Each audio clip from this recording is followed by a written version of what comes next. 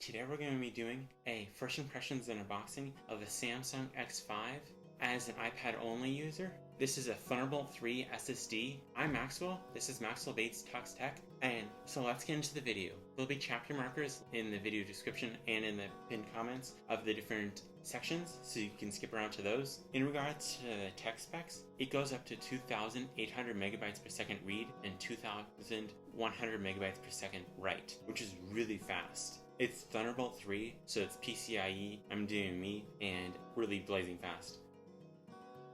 And so, comes in a nice box, and then has a nice pretty thing. Kind of reminds me of like a Tesla color. It's very pretty and sleek. And it works for macOS and Windows, and it has AES 256-bit encryption support. So if you want to have something secure, you can put that software on it that comes with it, and it's very secure, and you just have to type in your password each time then. And so it comes with that, and then comes with a instruction/manual of all the information in multiple different languages, which is, I guess, nice.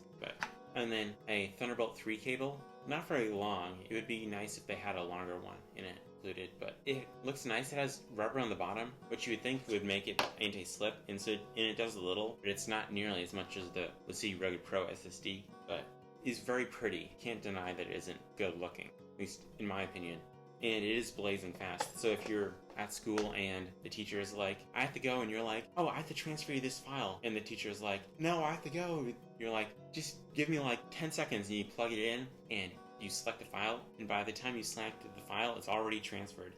Even big video files, as a multimedia student, when you're dealing with big video files, it's really quite quick, I've been told.